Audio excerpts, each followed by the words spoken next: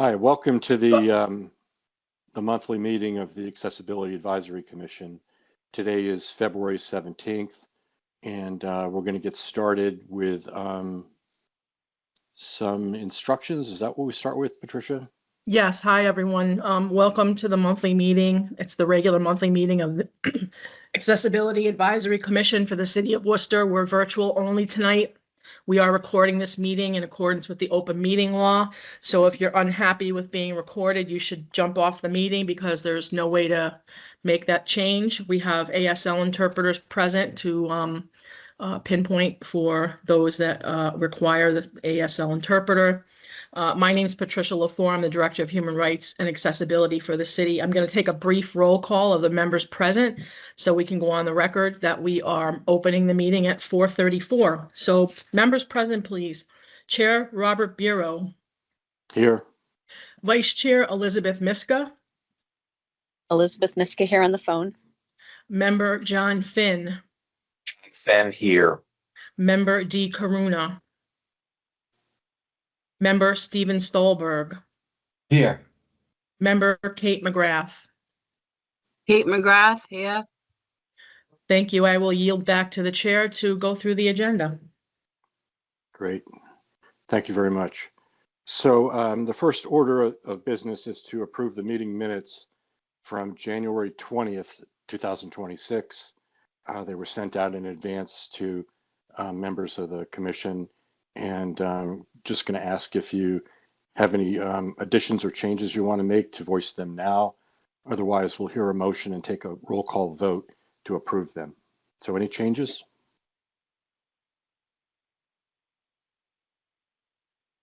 Okay, not hearing any. Do we have a motion to accept them?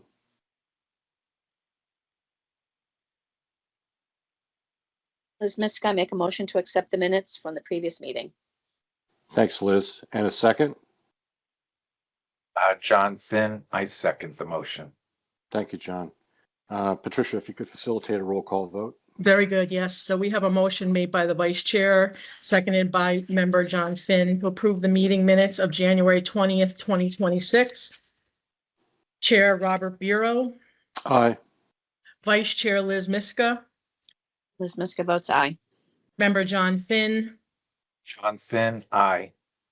Member Stephen Stolberg. Aye. Member Kate McGrath. Kate McGrath, aye. The motion carries. Thank you. Next, we're going to follow up on our discussion regarding recommendations that were made to the WRTA related to blind population and paratransit. We've set aside a hefty amount of time, 40 minutes for this. So who would like to begin?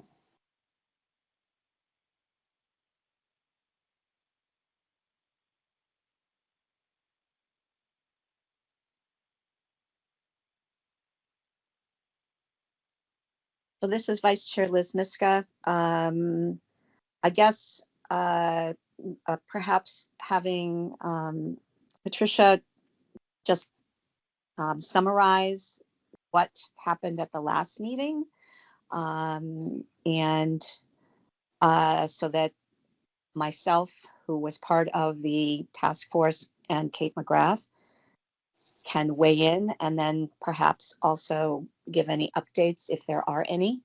I think that would help give us a framework or a background. Liz and Bob, I don't have any updates to give other than the fact that Kevin and I are working somewhat, uphill on this to try and get some really good contacts over at the WRTA to reach out and try and get a meeting, get in the path of this. There's no change to anything as was presented at the last meeting. I guess Kate could speak to what was presented at the last meeting, or even Dawn. But essentially we have very big disagreement between what our disability community needs and wants versus what the WRTA presented that they are doing. And there was quite a bit of back and forth about the expenditure of funds that seems to be a foregone conclusion for something that admittedly is likely not a great solution for any member of the disabled community when there's real need for the paratransit to get some influx or infiltration of some cash to help it better serve the disabled community in Worcester.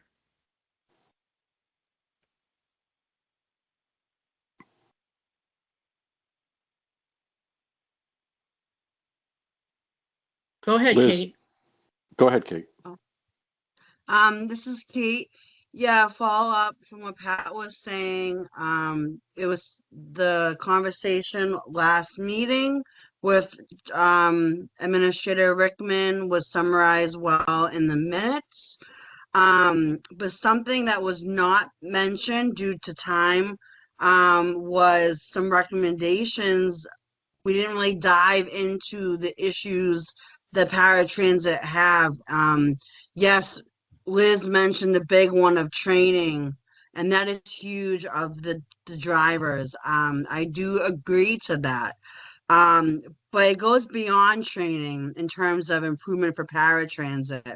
I think we all came to an agreement that the improvements on the hub is not what the disability community needs or wants, right? It's improving paratransit to be safer and to be more user friendly.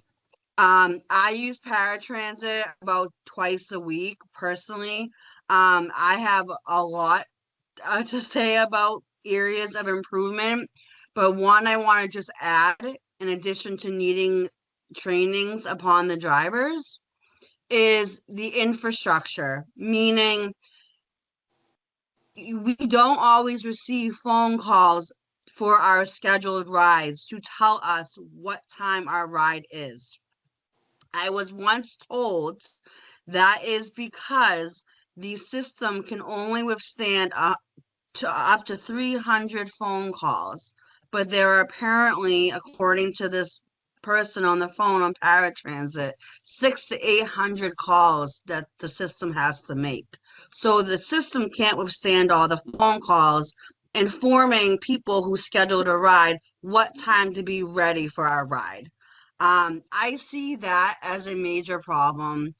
I know Administrator Rickman in the last meeting touched upon that there will be changes to us being notified when our ride is coming. If that and when that occurs, I think that will be a major positive because we never know when our ride is actually coming. Rides have been very late lately. I'm guessing because of the snow. I don't know, but knowing when our ride actually will be on its way will be huge. There's other things too, but I just want to add that infrastructure is an issue. And training of the drivers, that being on disability etiquette, that being on driving the van safely.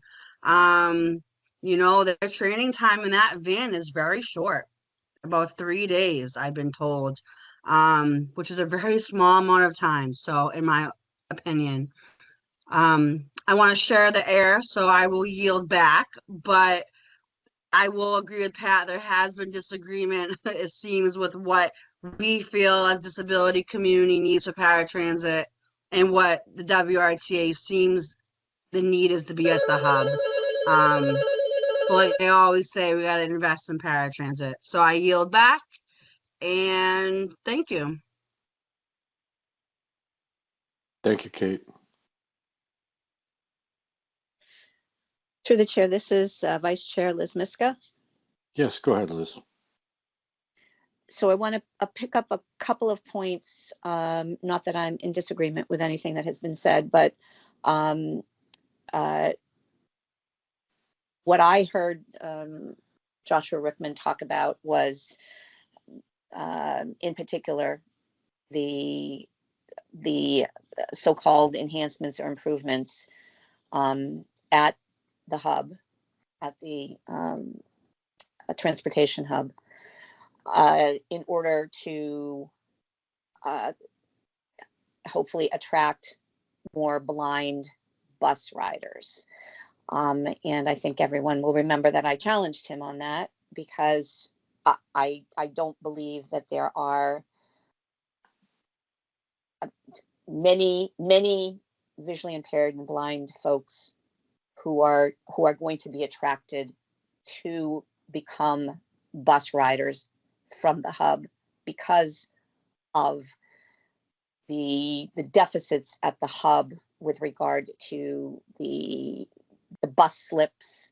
And again, this is not to deride the city of Worcester or the WRTA, but not having dedicated bus slips, meaning that blind or visually impaired riders know with some degree of certainty that when the bus arrives, it is going to bus slip A or 8 or whatever it is.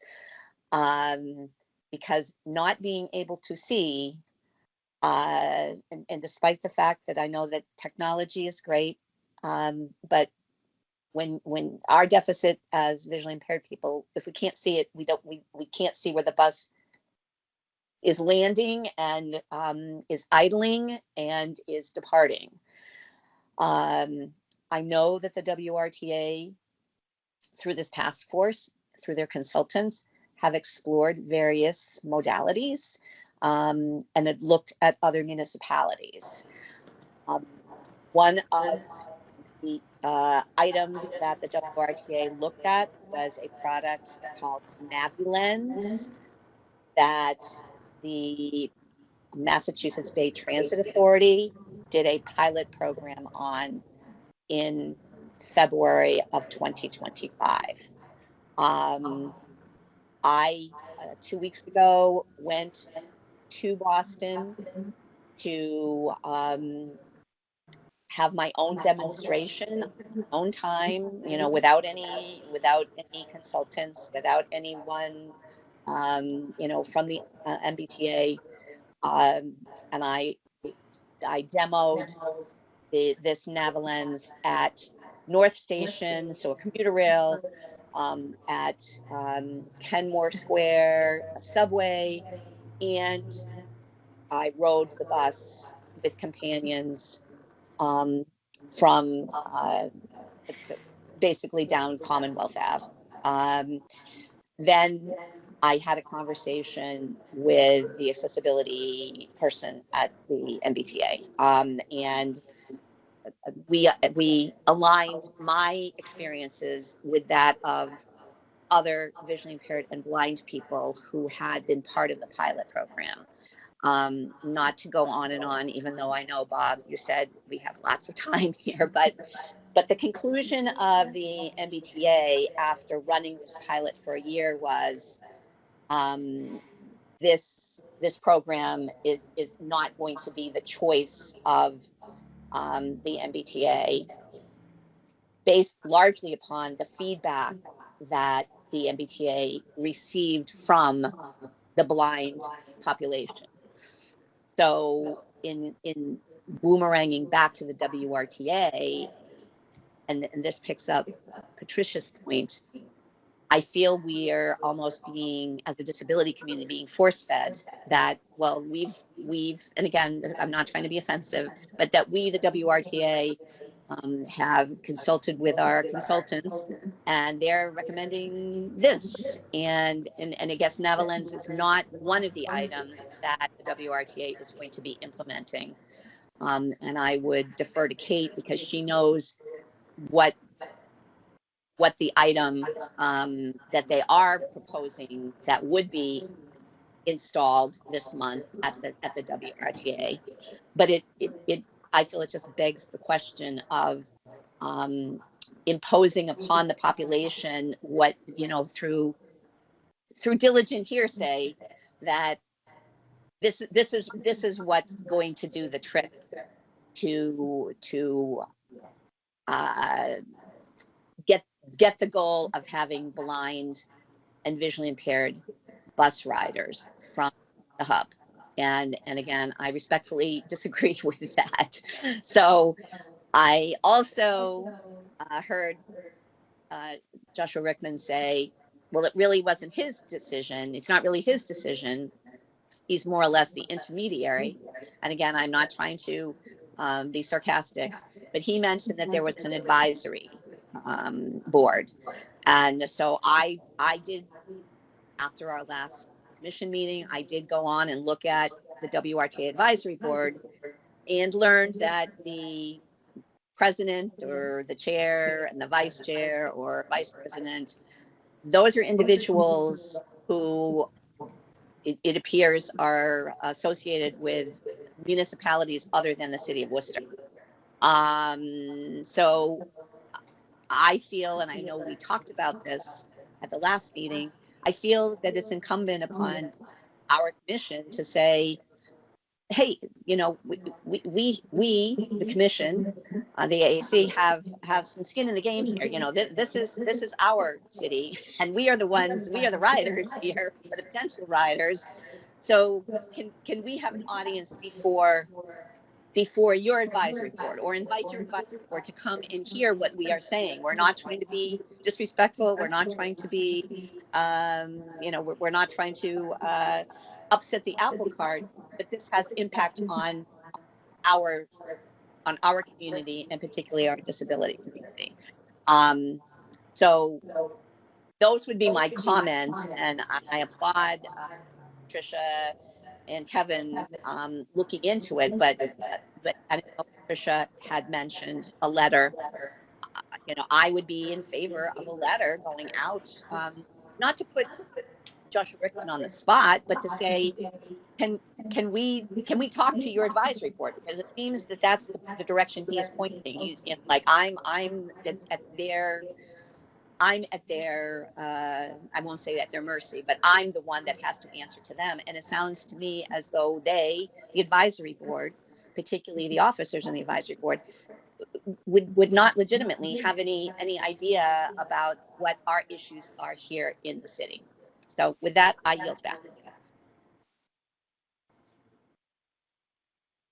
Thank you, Liz. Did anyone try to make contact directly with the advisory board of the WRTA to get added as an agenda item there?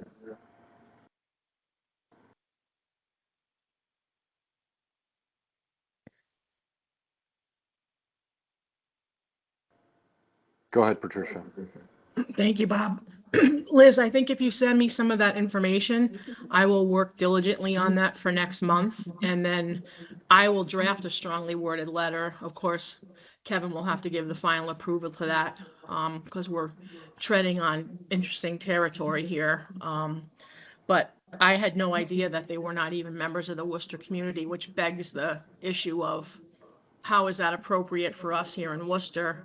You know, we're the biggest community, I would imagine, of all the communities using that transit authority. So it's very interesting to me that we wouldn't be consulted when we definitely have an opinion, and we definitely have needs and desires and wants for our disabled riders to be able to access transportation. To the chair, this is Liz.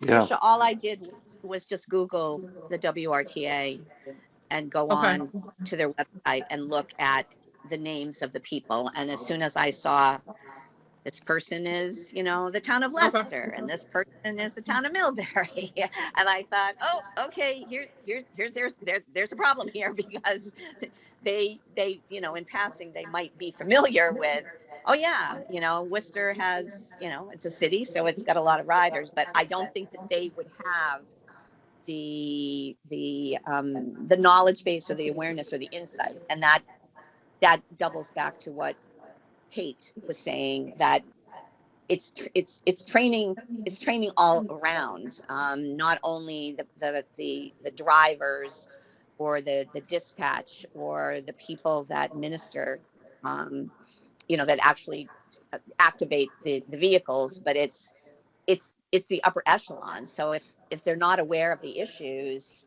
that you know, it would somewhat confound them as to like how do we address this? It's a very disconnected. It seems very disconnected, Right. the process. So Right. I will Right. work on that for next month, and I will Yeah. loop Kevin into that. Thank you. This is Bob Bureau, the chair. I just wanted to note that I was taking a look at the advisory board for the WRTA Steve Rowley is listed as one of the board members, and he works for the city. Brian Pigeon is an alternate, and City Manager Eric Batista is listed as a board member. For some reason, Bob, we got the feeling when I talked to Kevin about this last month that that was not accurate. So that's where we were with that, was Kevin was trying to verify that those were accurate names for contacts. It's as listed. members of the board. Yeah, it's listed on their official website. So that's all I know. We're getting some feedback from someone. Someone have their microphone open and it's echoing back. Might have taken care of it. Thank you.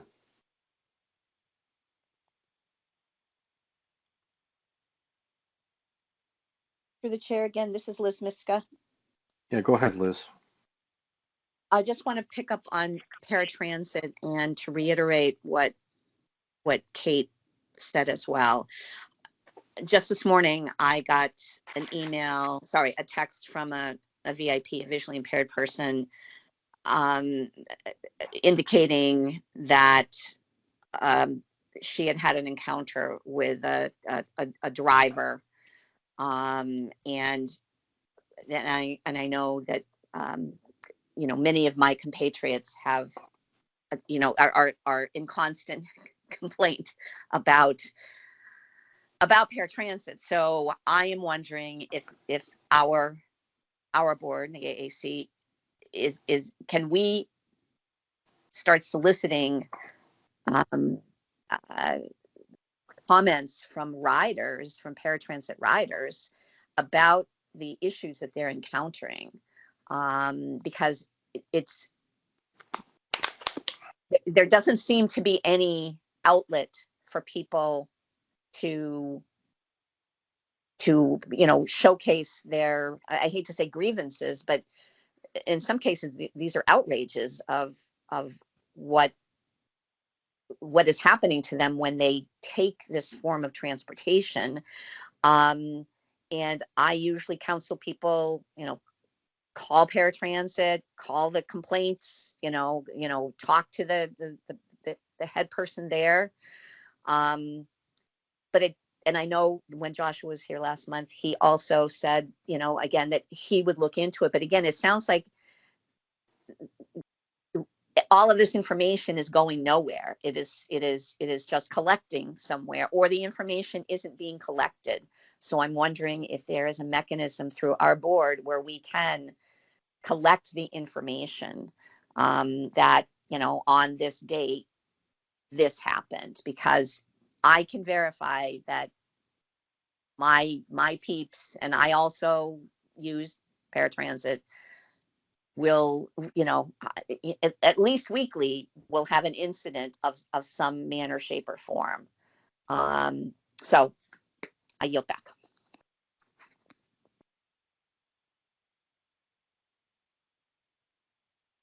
Other thoughts about Liz's suggestion? Yes, this is Kate. Yeah, go ahead, Kate. Liz, I love that you mentioned that, because I was wondering the same thing last week, where I go for PT and speech and whatnot. There's a lot of talk about paratransit, and it's not positive.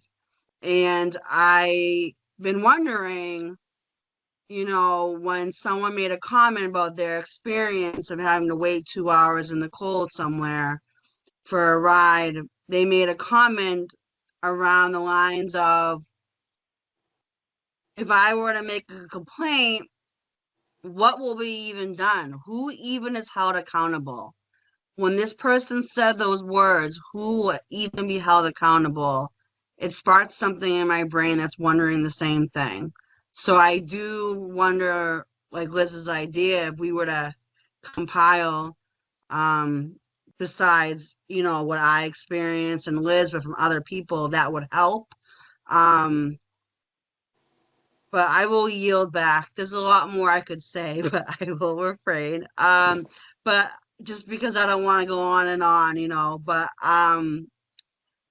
I I like that idea. I wonder what we can do with that or what they would do with those suggestions. Just how I just want to add quickly, that's okay. We had this task force, right? Liz and I were part of it. We told them how we felt about the hub and the need for paratransit improvement, and that doesn't seem like that what they really wanted to hear. I really would like to know, why are they seeming hesitant to invest in paratransit? To me, that's how I feel. There seems to be an apprehension towards that, and I would love to know why. But I will yield back and just say I second the idea. I like the idea that was mentioned. So I will finally yield back. My apologies. Thank you, I'm just Kate. passionate about this. All right. Thank you, Kate, and no need to apologize. Your contributions are valued. Steve, you have your hand up. Yeah, Bob. So Center for Living and Working runs a transportation advocacy group. We have the ear of Joshua Rickman. We work on many different types of things to improve it, including paratransit, to improve transportation, including paratransit on demand. So Benji Kempfer runs that, and we meet, I think, every 2 weeks on Zoom. And so it's not a meeting you have to come to. And we compile the data about complaints and stuff. And also Mike Kennedy is on the board of the transportation too, of the WRTA board. Yep, that's right. Thank you, Steve.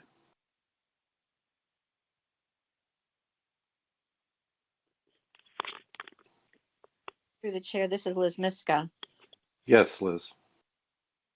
So if CLW has this data, is there a way that it can be shared with our commission so that we and we can augment, because as Kate alluded, she has had incidences.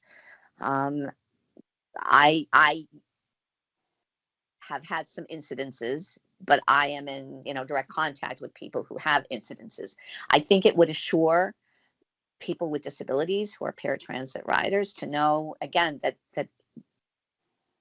this isn't just going into the ether, that that the information is being collected, and if the information is already being collected by CLW, can we augment what it is, and then submit that en masse to the WRTA, so it's not separate fiefdoms. And I appreciate Steve,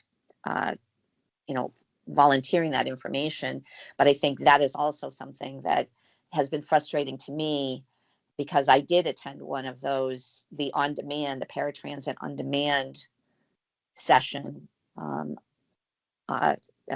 month or so ago, and they were just talking about paratransit on demand. They weren't talking about regular paratransit, and they weren't talking about the program for getting encouraging visually impaired and blind people on the buses. And I feel with our populations, people with disabilities, it's very easy to divide and conquer, because someone will point in the direction of, oh, we're already working on that. So can we gather all of this together, and then as a united front, solidarity, say, okay, there's lots of issues here, WRTA, and we want to be part of the solution. So that's why I'm thinking, if CLW is already compiling this information, is there a way, and maybe it's Kate, collecting her data and me collecting my data and just adding it to what CLW already has, and then packaging that up, and we as the AAC submitting it to the WRTA. So it's not, oh, well, that person doesn't know because they don't use it, or that person doesn't know because they use this mode of transportation. That's always my concern, that the argument, the counter argument is going to be, well, you don't speak for that population. I think we need to be a united front across all disabilities, whether or not we are the users, because I know that many of you are not users of the WRTA, of the fixed bus routes, or of paratransit. So you're relying upon our experiences, in order to, assist and advocate. I yield back. Thank you, Liz. Steve, did you have your hand up again, or? Yes. Yeah, go I ahead. wanted to say, so Joe Balil and Benji Kemper would be the ones to get in touch with, because Joe Balil and his group really work on the paratransit, improving paratransit. I can't remember the name of the group. Oh, the TAC. And one of the things that bothers me about the WRTA is they used to have TPAC. It was a monthly meeting where people could go and complain about what happened to them with drivers, and they get information on bus routes and stuff when they were going to change. And the WRTA just stopped that like a couple months ago. So I'm not sure they have another meeting that people can voice their opinion. I yield back. That's concerning. This is Bob, the chair. That's concerning that they would stop a mechanism where people are able to provide direct feedback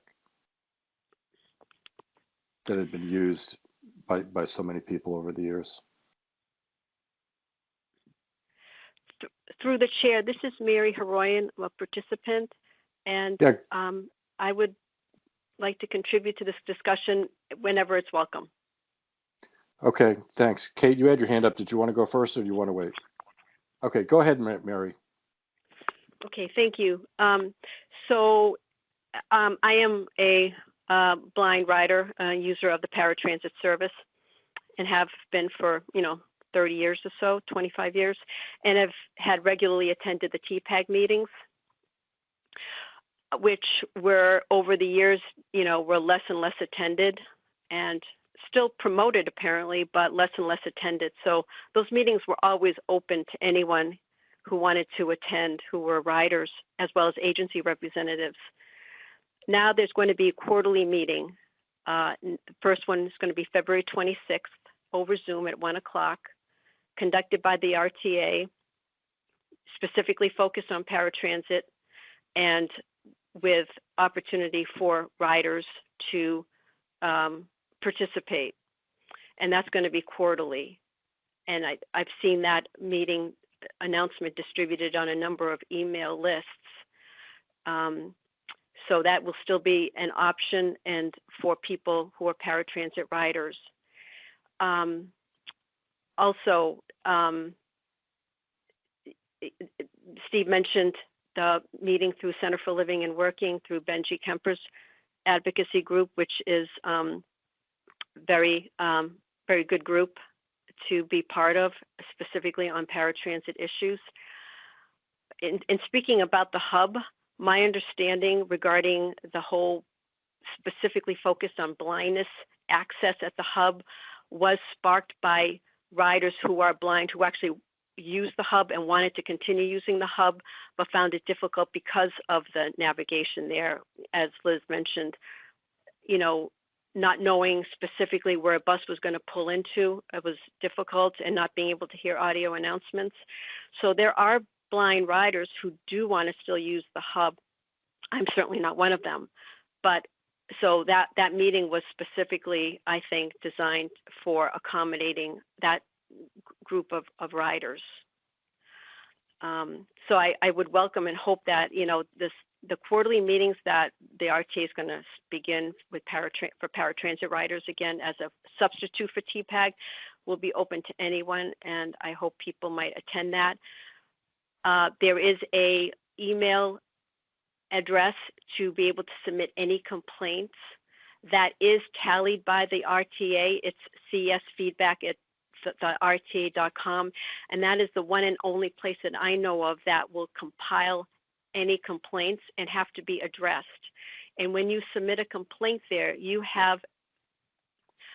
ask for a resolution, and they need to respond to you within a obviously reasonable time frame as to what the resolution was on your complaint.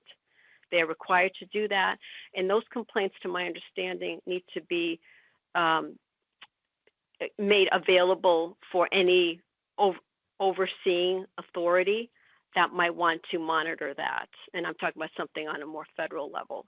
So so that email is available, and I certainly have submitted complaints to that and wish more people would use it, because that's the way for RTA to really see what complaints are and have to address them. So thank you for letting me speak. Thank you, Mary.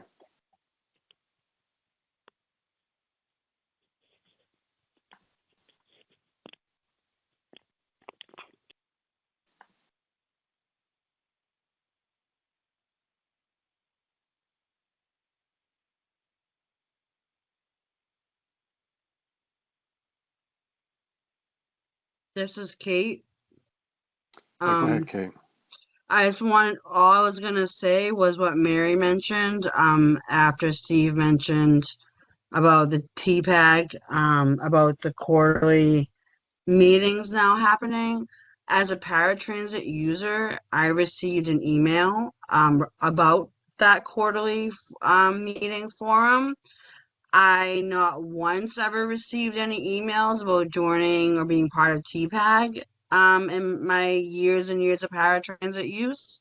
But I did receive the email about the forum through my sources of people I interact with. Not everyone received that email who are paratransit users, but I just wanted to follow up on what Steve was talking about, that Mary graciously mentioned about the quarterly forum.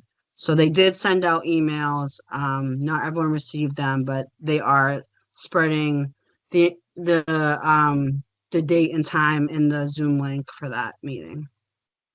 I yield back.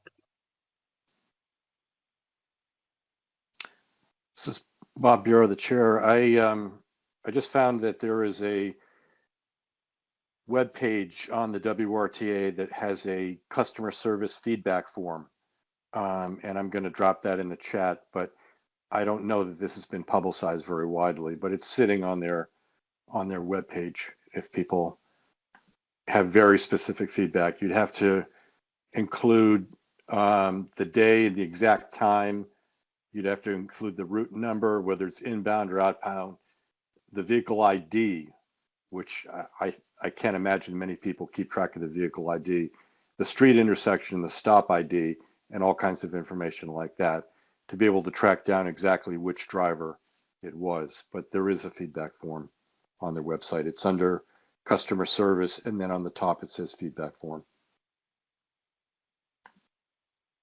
Through the chair, this is Liz Miska. Yeah. Go ahead, Liz.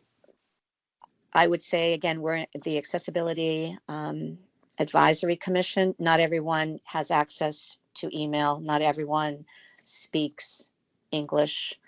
Yeah. I feel that, again, there needs to be a variety of communication mechanisms so that people's legitimate, comments can be captured. So I truly appreciate everyone that has spoken today. And again, for Mary's comments about, how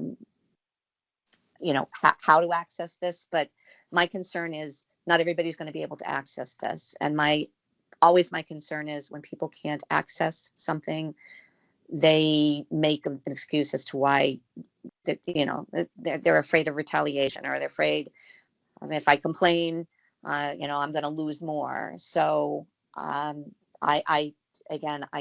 think this is an opportunity for our commission to say, let's address this in a more holistic way, so that people who typically are impacted and don't have a voice can have a voice. So I yield back. Thank you, Liz.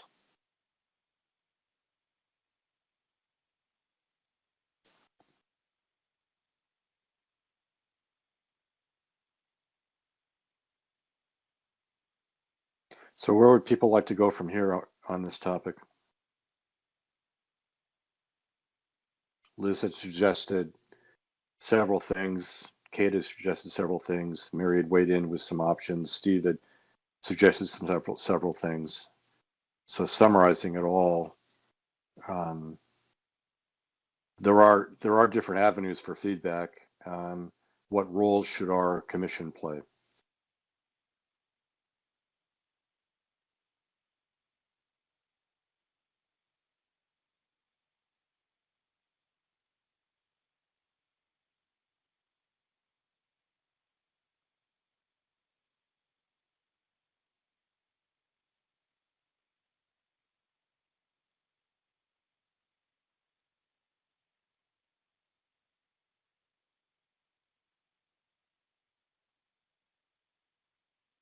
Go ahead, Kate. I think the role the commission should play, I don't know how we proceed, if we vote on what we want to do, or if, I don't know if Pat has any suggestions on how to proceed based on what was all said tonight on this agenda item, but I do feel as an advisory commission for accessibility, I do feel it's up to us to get some sort of ball moving on this to better the experiences for everybody who use paratransit. I yield back.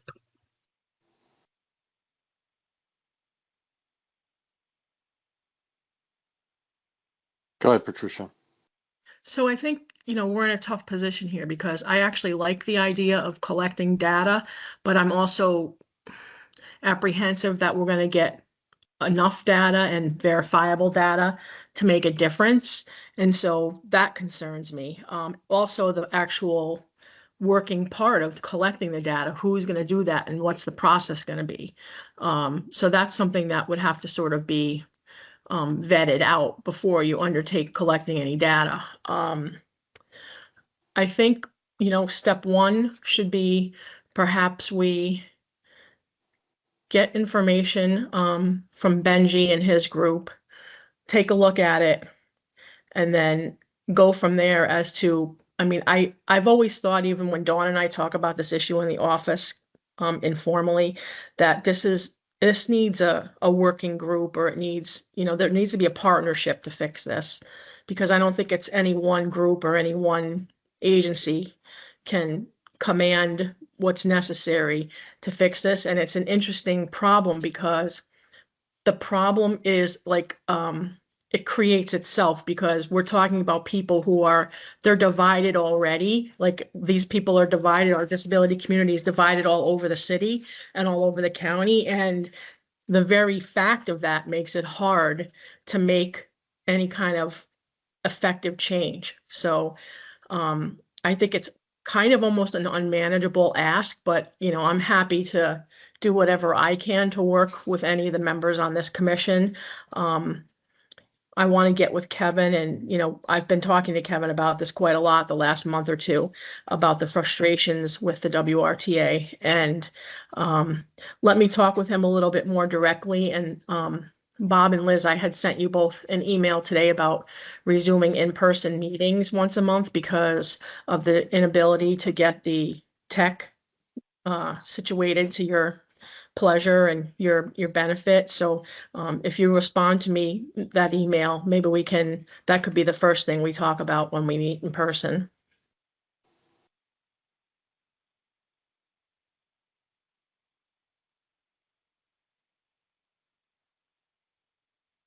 Well, there's two opportunities. One is the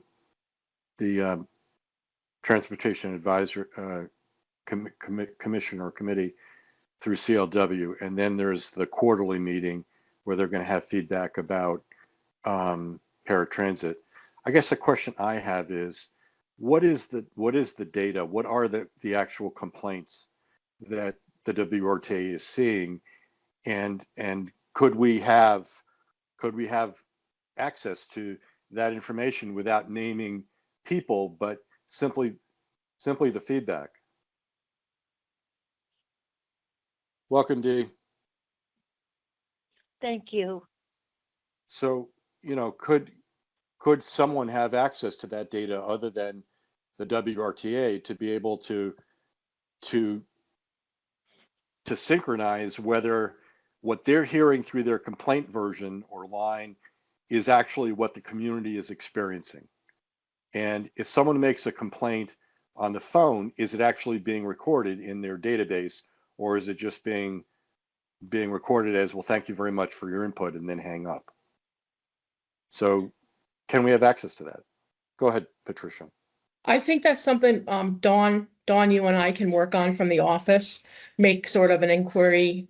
It can be an informal inquiry at first, and if they're not pleased with that, then we could move on to something more formalized in a letter. But I think, let us reach out and see if that's information that we can get. If they're collecting the, as you said, Bob, if they're collecting the information, it should be, there should be data somewhere. Or if they're really only, doing lip service to people, taking a call and then, dismissing it, that would probably be an indication if they wouldn't give us any data, because they may not really be compiling it. But I don't want to even think that that's the case. I have, strong belief that, hopefully everyone is doing the right thing. I believe people want to do the right thing. So, hopefully that's not the case. And it is a matter of just us asking for the information. Yeah. Yeah.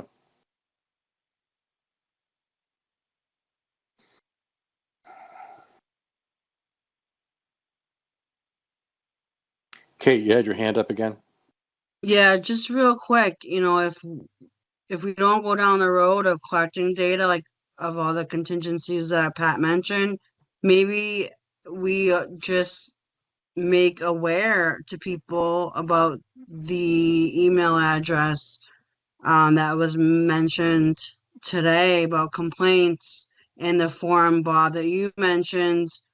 I know people it's limiting for people. I understand that, but that could be an avenue for kind of a paper trail, so to speak, for any complaints people are dealing with at paratransit. Yeah, one interesting point would be, is that form accessible? I see there's drop-down menus and so forth. Is the form accessible for people that have a variety of disabilities and or access issues with computers versus smartphones versus flip phones versus landlines? So.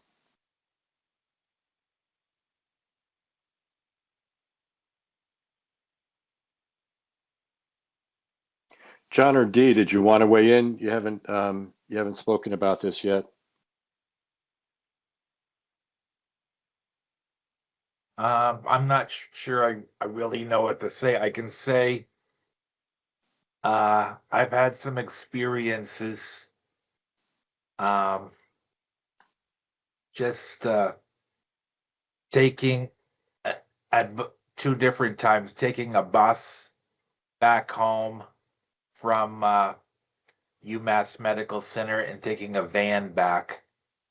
And when I was on a bus, the bus stopped at Worcester State Hospital, and there was a blind woman there, and she was taking her time, and the bus driver, he just said, "Hurry up, what are you, blind?" And it really shocked me. I think bus drivers, really need to be, really need to stop being so abusive. I know another time I was trying to take a bus all the way out to Spencer, and I had 2 bad Achilles tendons. I put the money into the, into the machine. The bus driver didn't see me do it.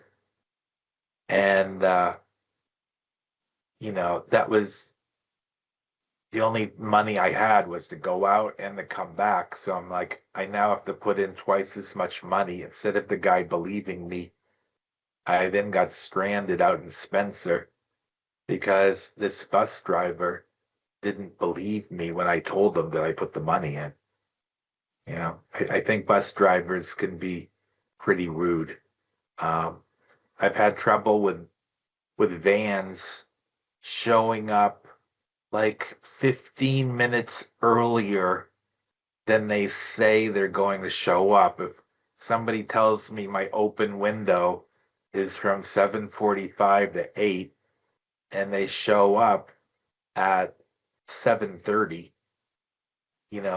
I'm not even ready to go yet. Those are the problems that I've had with the WRTA. I'm not really sure about present day problems, because now I have my own car. But those are the things that I've experienced. Yeah, I think it's probably fair to say that there are a lot of stories that never make it into the official complaint channels. And that contributes to a bad reputation and an inability to take people's experiences seriously and to make serious changes. So I think that's what we're all about, is trying to make significant changes so that the service is better and more respectful and more dignified and just a more effective program for the public. I agree.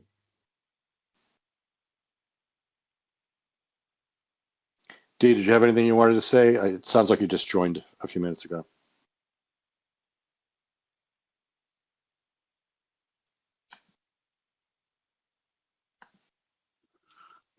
Thank you. Yes, I just had, did come in late from work. I apologize for that. I just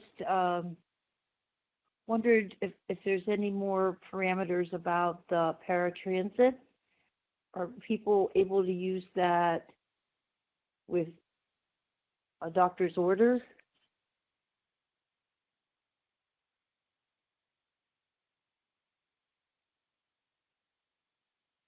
Kate's nodding yes. Is that right, Kate? Yes, so there is a process. The process has recently changed, which I don't fully agree with the new change in the process, but it remains the same in terms of what Dee is speaking of, that you need, the doctor has to fill out a portion of the form to determine need. The need has changed, I heard, over the years, but when I applied, the perimeter, like the perimeters of needing paratransit were based on if you had the ability to wait for the bus outside and the elements, and there was a few other reasonings for paratransit. When I applied, I will say, make note that it used to be an in-person application with the ADA coordinator. I felt that to be extremely helpful because she was able to sit down with me and do the application and help me process the questions. Now, however, and I will say, from my experience, unfortunately, they have gotten rid of the in-person interactive portion of filling out the form, and it is now you do it on your own, and then they call you back and say, oh, hey, you did this question wrong. And I've heard there's been a lot of back and forth in getting people to fill out the application. And it was a lot easier when we were just sitting in person with the ADA coordinator, the WRTA, filling out the application and being told, all right, this is what we need from your doctor. And I even had trouble filling out the application, and that was useful, the in-person, but they now have gotten rid of that. But yes, there is a medical component with a doctor who has to be involved in the application process. Sure. So does the person have to live at home, or can they live in a facility? I cannot speak upon that. I'm not sure. I know there's more information online, but I don't know to Okay. that extent. I'm sure, yes, you can, but I don't know for sure, so I can't answer that. Okay, thank you. Through the chair, John Finn.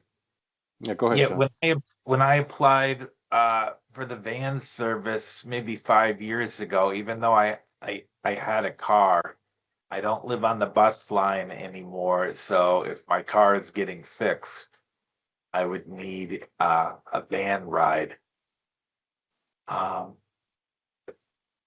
My doctor wrote a letter saying that I have epilepsy, and they said because I have epilepsy, they're not going to accept my services. You know, they're like, we don't want somebody on our van who's going to have a seizure. You know, I ended up going back to my doctor, and he just wrote up a new letter because I have more than one challenge. He just wrote up that I have a very bad back, that I have multiple fractures in my back, and they gave me the services, but I feel like they were discriminating against me because I have epilepsy.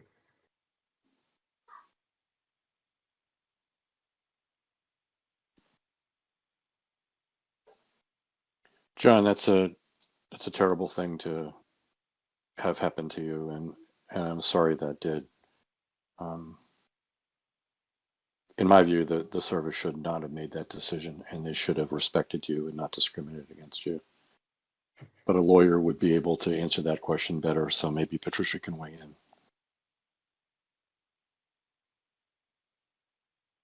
I mean, I don't want to weigh in on John's particular circumstances, but I'm horrified to hear that, John, frankly, because I'm just going to sort of give you a parallel situation. We do ADA every day in the office with employees looking for accommodations, and it's really kind of unbelievable. Not that I don't believe you, but it's really unfathomable that they would turn a person away who has a disability for the very service. I mean, you require that service. And I don't know. I really am horrified about the disconnect between the disability community, the needs of the community, and this bus company. It seems to be the worst to me that I've ever seen. And I've thought that since, I came to Worcester. So, it's just terrible. It really is. The very people that need the service are cut off from it. And I cannot imagine a really valid explanation. And I know that, the administrator talked about, well, we do this because they did, but it seems to me like maybe they're just taking the very minimum requirements under the ADA, which, that doesn't mean that we stop there, right? If we need to have a more robust program, which is what we looked at the city when we were recreating the reasonable accommodation program, if there needs to be a more robust process, then that's what we need to do to make it available to people. So I can't in my wildest dreams think of telling someone that we don't cover epilepsy. The whole reason being that, I know you can't get a driver's license when you have epilepsy. And so, you're stuck between a rock and a hard place, right? If you can't get a driver's license, you probably shouldn't be driving, but then also the very thing that you need, the transit service, is also cut off from you. How inequitable that is. Yeah, I mean, we can get licenses if we go a year without seizures. The thing is, when this happened like 5 years ago, I'd been over a decade without having a seizure. So it was just the Yeah. diagnosis that created that response. Again, we would weigh in with the medical provider, and I'm giving you a parallel sort of world here. If someone said, it's XYZ, we would want to hear more about that, and do what we can to help a person in that situation. Amen.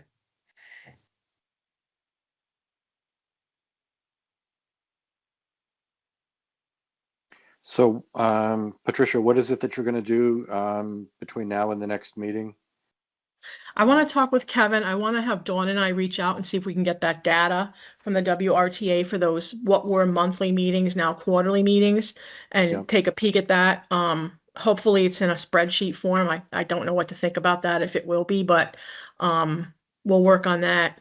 And then, you know, we need to formulate a better plan as to a partnership to, I think, attack this issue in a really organized manner with our partners in the community, whether that be CLW, whether it be whomever. I think that, you know, Dawn and I have talked about this actually also informally in the office. This is not a one agency fix. This is going to take, it's going to take the efforts of many in different areas to really, I'm going to say, exert some pressure on the WRTA to do what's right for people. Yeah. Because it seems like it's not even touching the need at all, not even an iota. Yeah. Missing it completely. Could we also consider contacting Mike Kennedy, who is the disability rider representative for the WRTA Advisory Board, and perhaps through Mike request an agenda item on their next board meeting? Request that the AAC go to the next board meeting for the WRTA, or request that they come to us?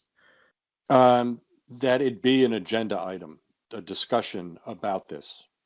With them at their next board meeting. Yes, Sure, we can do that. because I'm guessing that their entire board, and it probably numbers, you know, more than 24 representatives, are not going to come to our meeting.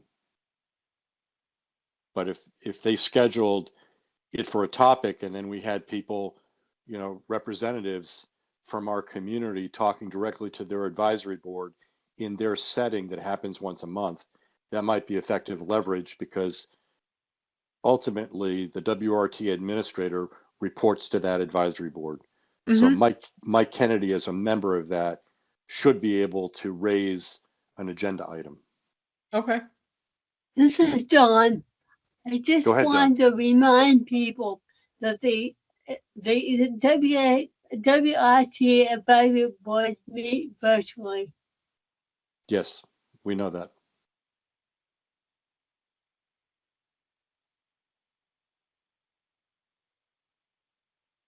And I believe it's a weekday morning, isn't it? Maybe at 8:30 or 9:30 in the morning. I forget which day of the week, but it's once a month.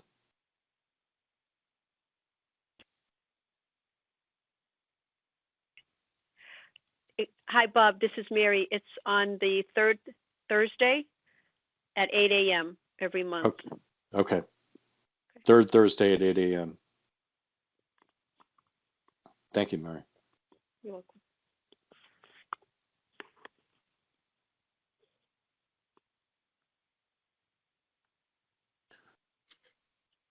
Okay, if we could also publicize the two opportunities for people to weigh in other than the WRTA advisory board, one being the CLW advocacy group and the other being the quarterly meeting that's coming up on February 26th, that would be great too.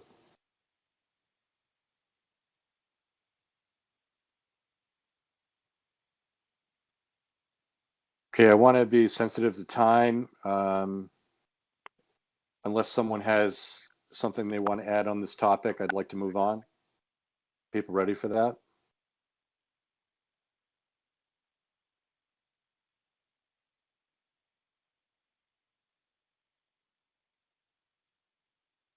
Okay, the next agenda item is to discuss areas of concern for accessibility related to snow removal.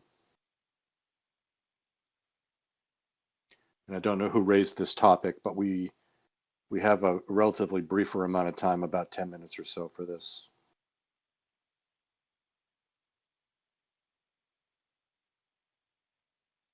Through the chair, John Finn. Yes, go ahead, John. I was wondering, when snow is shoveled, does the shoveled area have to be a certain width, you know, so that people with wheelchairs can get through? I don't know the answer to that. Does anyone? Again, I think in theory, maybe not in practice, every person's responsible to clear their sidewalk, right? Now, what I saw over by our office on Seaver was atrocious. There were literally sidewalks cleared that no human being could walk through under normal circumstances because the openings were literally like the width of not even a broom or a dustpan or something, right? So there's a complete lack of enforcement of that. There's a lack of enforcement of the parking bans and it's such a nightmare. We've had issues with the vendor in our own building, who's a vendor to the city regarding accessibility in our building. We took it up again with them today, and they're still trying to refine the snow removal from the big snowstorm a couple weeks ago. So, it's a complete lack of oversight of enforcing any kind of rules or standards or norms.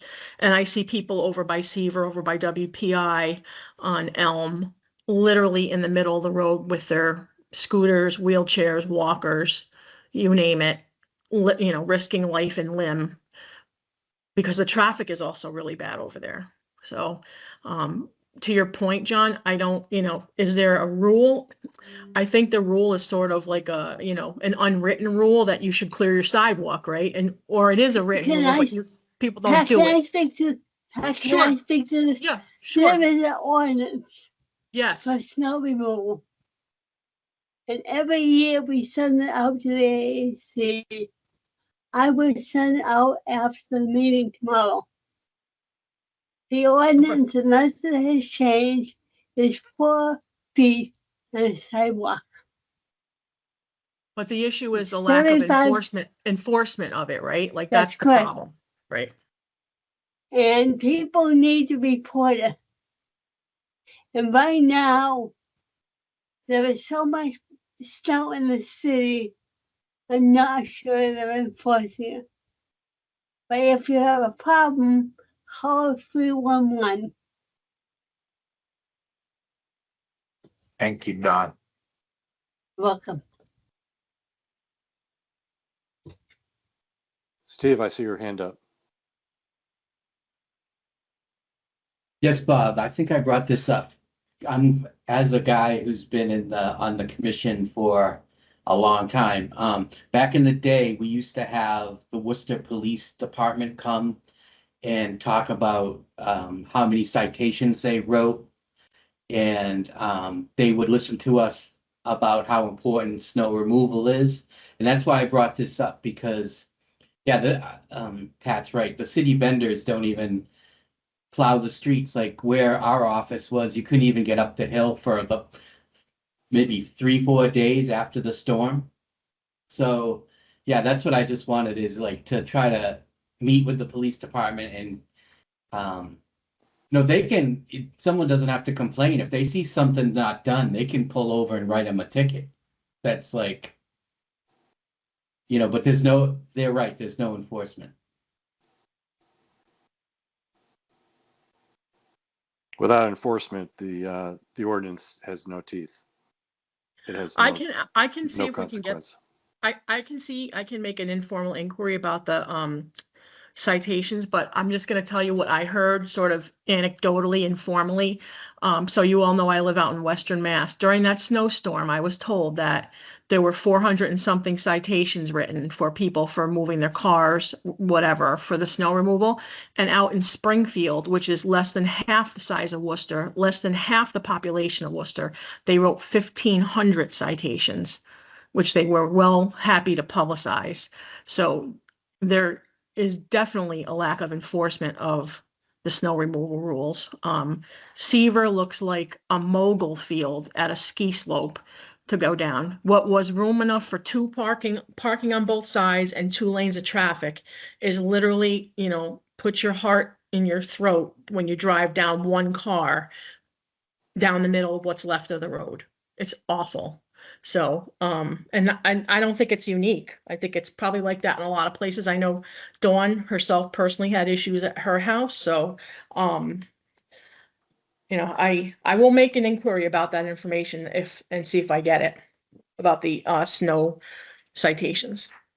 Yeah, if you could also, Patricia, if you could mention the experience of the city of Springfield, Massachusetts, being the third largest city in the state. How can they do such a better job of enforcing it compared to Worcester?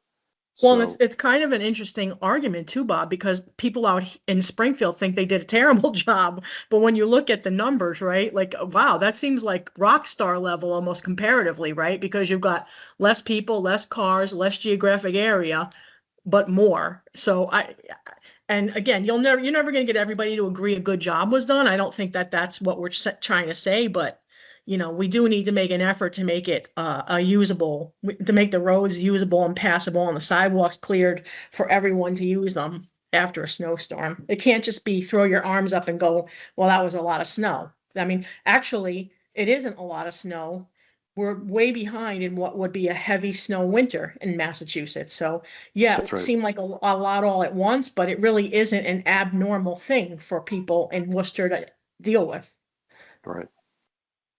The other thing, if you're going to mention something in the police department, would be dealing with the potholes in the city, because that's creating a very dangerous situation where drivers who are in the know about the city and the roads, they actively try to avoid large potholes that could damage their vehicles. And so they end up sliding into the adjacent lane or over the double yellow line to avoid a pothole that could cause significant financial damage. So enforcing the potholes, reporting them and having them fixed in a timely manner should be a priority for this city. And it's a notorious one that's gotten much worse recently.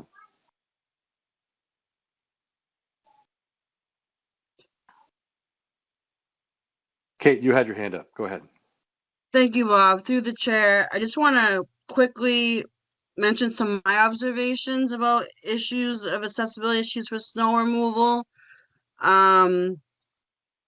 Even downtown, the sidewalks are barely cleared enough for my wheelchair to access the sidewalks. When someone else is coming or with someone with a baby carriage, it's like, you know, you can't navigate. It's too narrow. Even a main crosswalk, like for example, I believe it's like Taylor Boulevard between the Mercantile Center and the DCU Center. The city's probably aware that the DCU has events all year round with the railers being a winter sport. That crosswalk isn't even completely plowed, let alone the access aisles. And I understand 311 is a tool for us to use as residents to report issues of lack of snow removal. But I will say, as a resident who has lived here for more than half of my life, I feel that it should be how it used to be. The city would drive by and see major intersections like Chandler and June and notice that there are no access to get onto to cross the street, or especially because there's bus stops there. I'm in my 30s right now. When I was in my 20s, I saw firsthand that when that 10-hour mark passed after a storm, if your sidewalk isn't cleared or your landlord didn't clear your sidewalk, there would be, an ordinance filed and a fine. I have seen that change dramatically now in my 30s since I was in my 20s. The response has declined. I've been following up. The city is reporting staffing shortages. Winter happens every single year. So there should be maybe year-round trying to recruit staff. And if it's more of a winter that involves more snow, having additional staff on hand. Worcester, we are in a snow belt. Yes, 22 inches of snow can be considered a lot, but it is not. And our city needs to be more prepared for accessibility and safety for all. I've noticed so many issues. I think we all have, but for someone who's lived here for more than half my life, I have never seen the response be this bad. I feel the city is relying too much on 311 and residents to report problems instead of the city doing what they used to do, which is drive around, see the problems, and know they need to check out and clear major intersections and crosswalks like the way it used to be, and not relying on people and residents to submit to 311. And like I said, just one more thing, that 10-hour rule, the snow has to be cleared, a 4 feet radius used to be very strict. And now it seems to, used to be tons of violations in my neighborhood. I used to work for a landlord, and I know how strict the city used to follow up on that, and that has changed. So hopefully we can help advocate, because there's been a lot of talk about it if you're involved in, city articles and stuff. So hopefully we can advocate for that, because accessibility for us is accessibility for all. So I yield back. Thank you. And I am aware that we're running a little bit over schedule on this agenda item. I think we've made our points forcefully and clearly and with depth, and hopefully those can be communicated by our staff liaison, Patricia, to the police department. So thank you for your input, but we're going to move on now to the next agenda item, which is recognition, identification, acknowledgement of the monthly concern for awareness. And listed here is cerebral palsy awareness, multiple sclerosis awareness, autoimmune awareness. And I think Kate wanted to just touch on this very briefly. So if we could keep it kind of brief. Yes, through the chair, Bob, it will be brief. This is Kate McGrath. We would like to make recognition and acknowledgement that next month, which is March, there are a few awareness months of conditions that can cause disability, including cerebral palsy awareness month, multiple sclerosis awareness month, and autoimmune disease awareness month. We like to increase awareness, to educate the public, and support individuals with these conditions, and of course, always advocate for more research. Cerebral palsy, also known as CP, is a group of disorders that affect a person's ability to move and maintain balance and posture. Cerebral means having to do with the brain. Palsy means weakness and or problems with the muscles. CP is caused by abnormal brain development, and it can affect someone since birth and can worsen with time. And the symptoms vary from person to person. There are different types. While March is the primary awareness month for cerebral palsy in the U.S., there is a World Cerebral Palsy Day, which is in October, October 6th. And the official awareness color for CP is green. Multiple sclerosis is also the awareness month, is in March, and it's also known as MS. It's a chronic disabling disease that attacks the central nervous system, the brain, spinal cord, and optic nerves. It's a disease that causes the breakdown of the protective covering of nerves.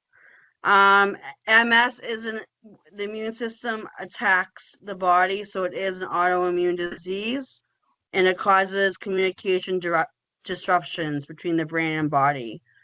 An awareness color for multiple sclerosis, the official awareness color for MS is orange. And lastly, March is Autoimmune Disease Awareness Month.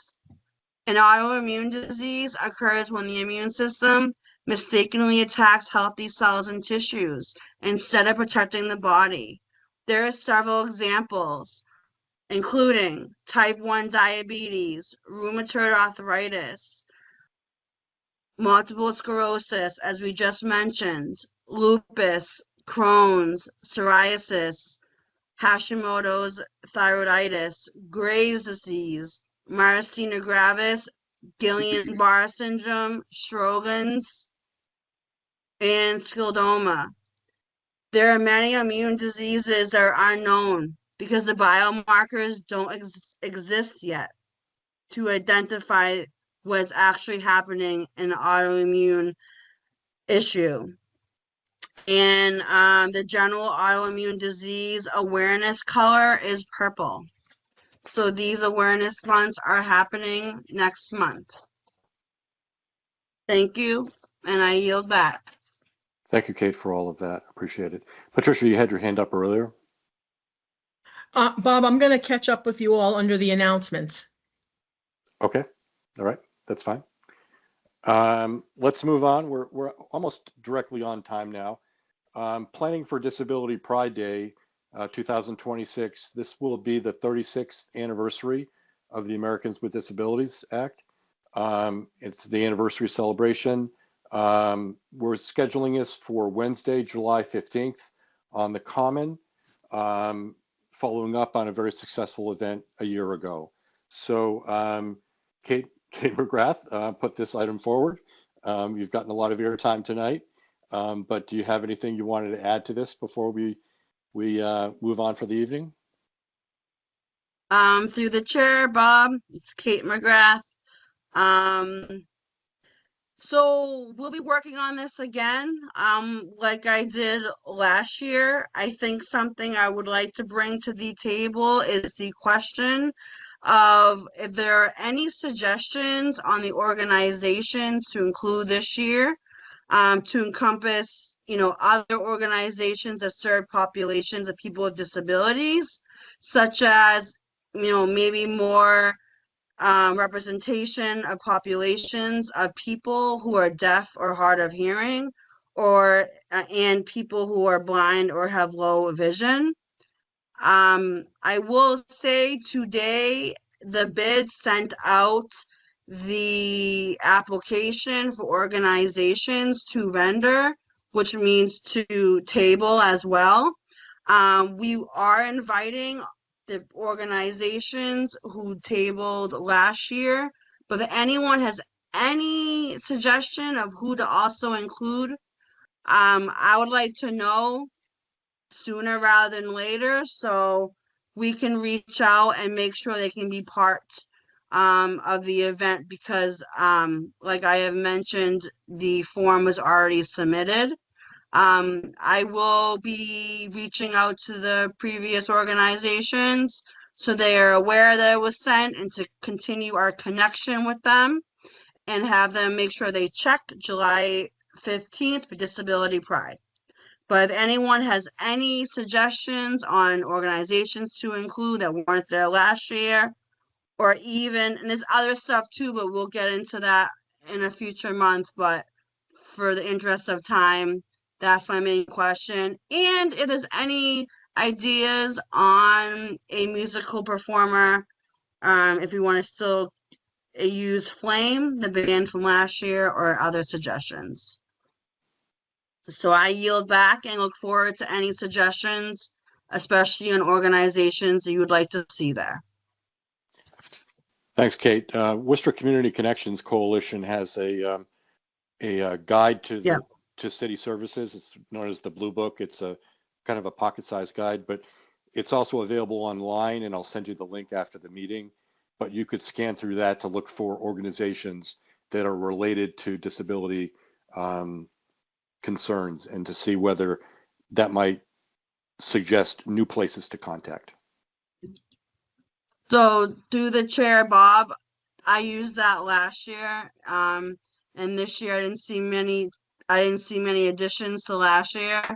Almost everyone on that Blue Book under disability was actually invited.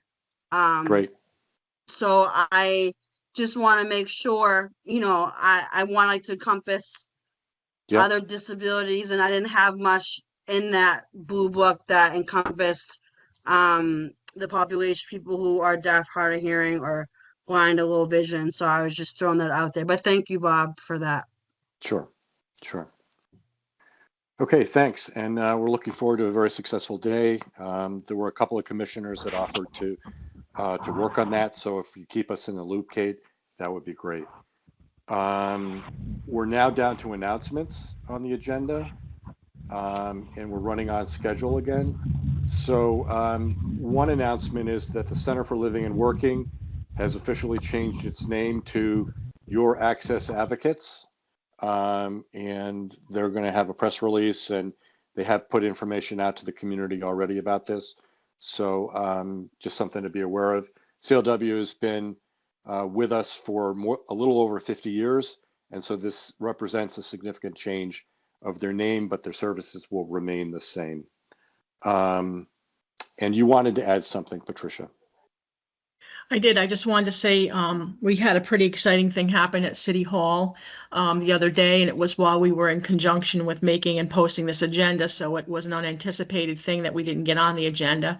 So I feel comfortable in mentioning it to you all, but also the fact that it doesn't require any deliberation, that we put in the first ADA accessible lactation and prayer space pod in City Hall on the 4th floor for the use of city employees. Very good. Thank you. There's going to be some kind of a press announcement, I guess, later this week. If you get a chance, if you're in City Hall for any reason, it's up on the 4th floor. It's a very interesting looking thing. It kind of looks like a spaceship almost. It's pretty sophisticated electronically and technically. You can get into it with your Bluetooth on your phone or codes that we have pre-programmed into it. I'm still learning about accessing it myself in terms of being able to really thoroughly convey that information to people who need to use it. But we had a complete shortage of space in City Hall for this purpose. And we were pretty quickly able to get this thing in place. So can I ask, is it in an office space or is it in the wider lobby area? It's on the 4th floor up on the top. In the hallway. It's completely self-contained and a private space.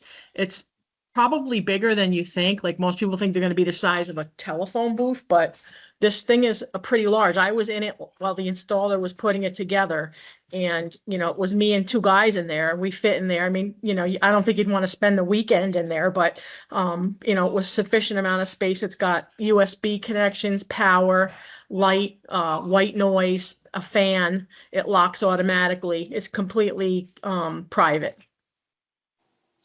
Thank you. Thank you. We opted to go with the ADA accessible one in City Hall because we had the space to do it, where we'll have issues in other places in city buildings that need they need a pod. We may not have space to put the ADA approved ones just because of the size constraints in a lot of these buildings. Right. Okay. Well, thank you. Appreciate it. Agenda. Are there any other announcements from anyone?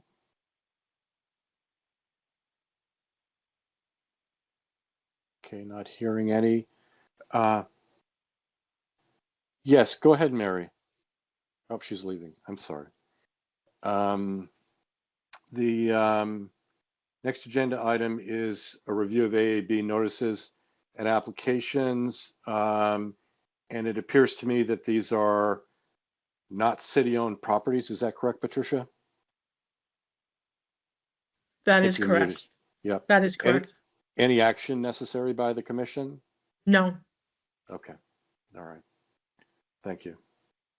And I just sort of publicly want to thank Liz Miska for serving on the Architectural Access Board. It's a real credit to her knowledge and expertise in this area, as well as the late Joe Procillo, who was also a member of this commission. He was on the Architectural Access Board. So there's a lot of depth of experience to our commission. In terms of announcements, the Paratransit Riders Forum is on Thursday, February 26th, and that's from 1 to 2:30. And the next Accessibility Advisory Commission meeting is on Tuesday, March 17th.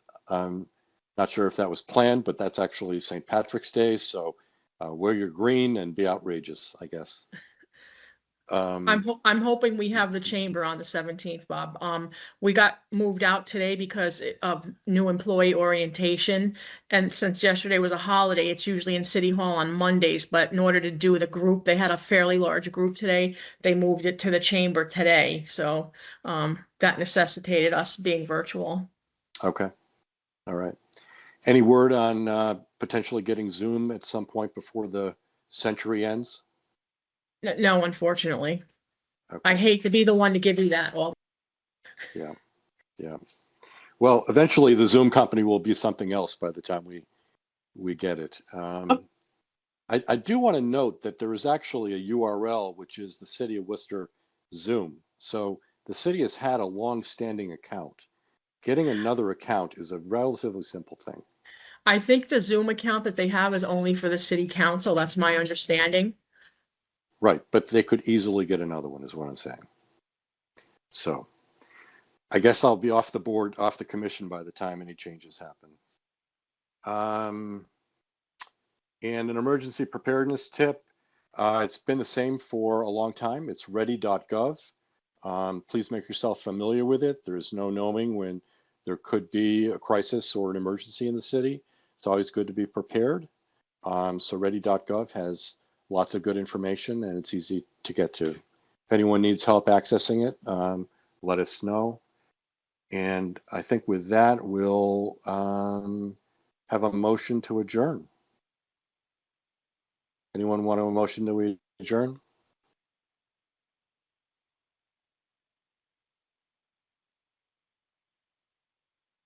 John Finn, I'll make a motion to adjourn. Okay. Liz Miska Thanks, John. Any seconds. second? Thank you. Liz Miska. Do Thank you, Liz. We'll do a So we roll have a call motion, vote. we have a motion to adjourn. I'm going to take a roll call vote, please. It's 6:04 PM. Chair Robert Bureau, Aye. Vice Chair Liz Miska, Liz Miska votes aye. Member John Finn, John Finn, aye. Member Dee Karuna, Member Steven Stolberg, Aye. Member Kate McGrath. Kate McGrath, aye. The motion carries unanimously. We are adjourned at 6:05 PM. Thank you, everyone. Thank Have a you. good evening. Me too.